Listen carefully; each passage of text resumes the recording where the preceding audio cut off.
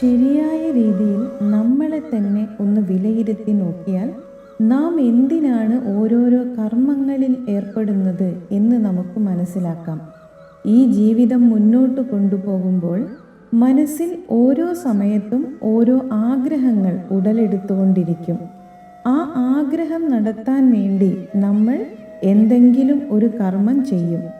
ആ കർമ്മത്തിൻ്റെ ഫലമായി അതിൽ നിന്നോ അതിനു വേണ്ടിയോ മറ്റുള്ള പല കർമ്മങ്ങളും വന്നുകൊണ്ടിരിക്കുകയോ ചെയ്യാൻ നിർബന്ധിതരാവുകയോ ചെയ്യും. അത് തീരുമ്പോൾ അതിനേക്കാൾ വലുതോ ചെറുതോ അതിൽ നിന്നും ഭിന്നമായതോ അതിനോട് ബന്ധിച്ചതോ ആയ പുതിയ ആഗ്രഹമുണ്ടാകും. പിന്നീട് അതിനു വേണ്ടി കർമ്മം ചെയ്യും. ഇത് ഒരു ചക്രം പോലെ നടന്നുകൊണ്ടേയിരിക്കും. ഒന്ന് തീരുമ്പോൾ മറ്റൊന്ന് അതിനോട് ചേർന്നുകൊണ്ടേയിരിക്കും. അതിനാൽ ആഗ്രഹങ്ങളുണ്ടെങ്കിൽ അത് ചെറുതായാലും വലുതായാലും കർമ്മബന്ധത്തിൽ നമ്മളെ മയക്കിക്കൊണ്ടിരിക്കും. എന്നാൽ ഇതിൽ നിന്നും എങ്ങനെയെങ്കിലും രക്ഷപ്പെടണം എന്ന് കരുതി ഒന്നും ചെയ്യാതെ ഇരുന്നാലോ? ഈ ആഗ്രഹങ്ങളും ചിന്തകളുമെല്ലാം മനസ്സിൽ കിടന്ന് ബഹളം വെച്ചുകൊണ്ടിരിക്കും.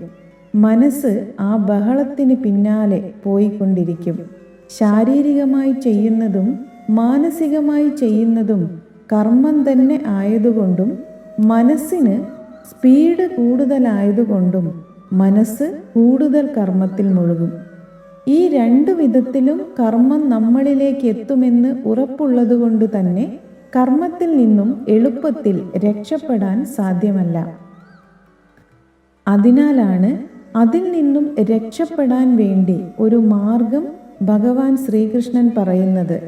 ചെയ്യുന്ന ഏത് കർമ്മത്തെയും കർമ്മയോഗം ആക്കി ചെയ്യണം എന്നുള്ളതാണ് ആ വഴി.